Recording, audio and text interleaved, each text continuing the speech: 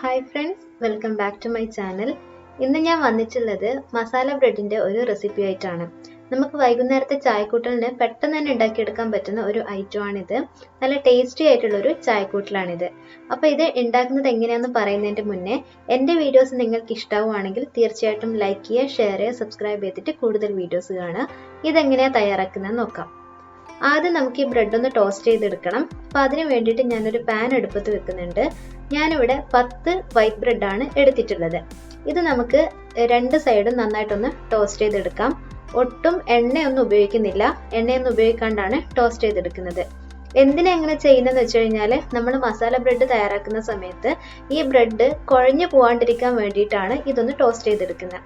അപ്പോൾ ഇങ്ങനെ ടോസ്റ്റ് ചെയ്യുമ്പോൾ നന്നായിട്ട് ക്രിസ്പി ആയിട്ടുണ്ടാവും. അപ്പോൾ അതിന് വേണ്ടിയിട്ടാണ് ഇങ്ങനെ ചെയ്യുന്നത്. അപ്പോൾ ഇതുപോലെ നമുക്ക് 10 ബ്രെഡും ചെയ്തെടുക്കാം. അതിനുശേഷം ഇതേപോലെ ചെറിയ ചെറിയ കഷ്ണങ്ങളാക്കിയിട്ട് മുറിച്ച് വെക്കാം. ഇനി ഞാൻ ചെയ്യുന്നത് മസാല ഉണ്ടാക്കാൻ പോവാണ്. അപ്പോൾ അതിന് വേണ്ടിയിട്ട് ഒരു പാത്രം അടുപ്പത്ത് വെച്ചിട്ടുണ്ട്. അത് നന്നായിട്ട് ചൂടായി വരുന്ന സമയത്ത് അതിലോട്ടേക്ക് ഒരു 2 ടേബിൾ സ്പൂണ് ഓയിൽ ഒഴിച്ചു കൊടുക്കാം. വെളിച്ചെണ്ണയായാലും നല്ല ടേസ്റ്റ് ഉണ്ടാവും. ഇനി ഇതിലോട്ടേക്ക് ഒരു 1.5 വലിയ ഉള്ളി ചെറുതായിട്ട് അരിഞ്ഞതാണ് ചേർക്കുന്നത്. നേരത്തെ തന്നെ ഉപ്പ് ചേർത്ത് കൊടുക്കാം. അപ്പോൾ പെട്ടെന്ന് തന്നെ ഉള്ളി വഴണ്ട് കിട്ടുന്നതായിരിക്കും. അപ്പോൾ നമ്മുടെ ടേസ്റ്റിന് ആവശ്യത്തിനനുസരിച്ചിട്ടുള്ള ഉപ്പും കൂടെ ചേർത്തിട്ട് ഇതൊന്ന് വഴറ്റിയെടുക്കുക. അതിനുശേഷം ഇതിലോട്ടേക്ക് ചെറുതായിട്ട് അരിഞ്ഞ ഒരു തക്കാളിയാണ് ചേർത്ത് കൊടുക്കുന്നത്. ഇതും കൂടെ നമുക്കൊന്ന് വഴറ്റിയെടുക്കാം. ഇനി ഞാൻ ഇതിലോട്ടേക്ക് ചേർക്കുന്നത് 3 പച്ചമുളകാണ്. അതല്ലെങ്കിൽ നമ്മുടെ ടേസ്റ്റിനനുസരിച്ചും ചേർക്കാവുന്നതാണ്. അതിൻ്റെ കൂടെ കുറച്ച് കറിവേപ്പിലയും കൂടെ ചേർക്കുന്നുണ്ട്. പിന്നെ ഒരു അരക്കഷ്ണം ക്യാപ്സിക്കം ചെറുതായിട്ട് അരിഞ്ഞതും കൂടെ ചേർത്ത് കൊടുക്കുന്നുണ്ട്. ഇതൊക്കെ കൂടെ വീണ്ടും നമുക്ക് നന്നായിട്ടൊന്ന് വഴറ്റിയെടുക്കാം. ഇനി ഞാൻ ഇതിലോട്ടേക്ക് ചേർക്കുന്നത് ഒരു 3 ബീൻസ് എടുത്തിട്ടുണ്ട്. അതും ഇതുപോലെ ചെറുതായിട്ട് അരിഞ്ഞതാണ്. ഇനി അതിൻ്റെ കൂടെ തന്നെ ഒരു കൈ നിറയെയുള്ള ക്യാബേജും കൂടെ ചെറുതായിട്ട് അരിഞ്ഞ് ചേർക്കുന്നുണ്ട്. ഇതൊക്കെ കൂടെ നന്നായിട്ടൊന്ന് വഴറ്റിയെടുക്കുകയാണ് ചെയ്യേണ്ടത്. അതിൻ്റെ കൂടെ ഒരു 1/2 ടീസ്പൂൺ ഇഞ്ചിയും വെളുത്തുള്ളിയും കൂടെ ചതച്ചത് 1/2 ടീസ്പൂൺ ആയിട്ട് ചേർക്കണം. എന്നിട്ട് ഇതും കൂടെ നന്നായിട്ടൊന്ന് വഴറ്റിയെടുക്കാം.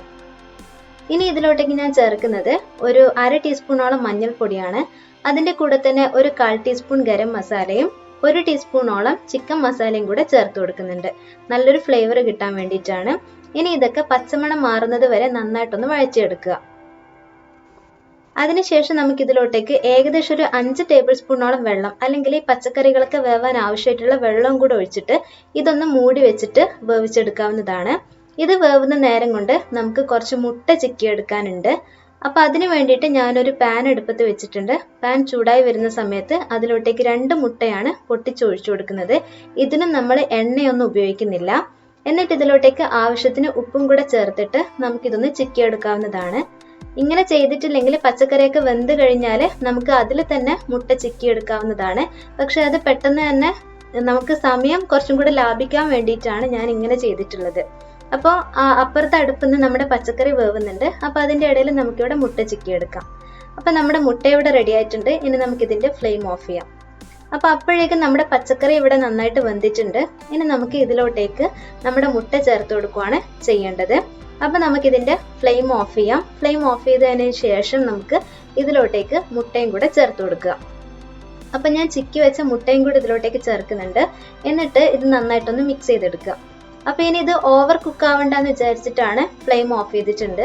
അതിനുശേഷം ഇതിലോട്ടേക്ക് നമ്മൾ നേരത്തെ കട്ട് ചെയ്ത് വെച്ചിരിക്കുന്ന ബ്രെഡും കൂടെ ചേർത്ത് കൊടുക്കുക.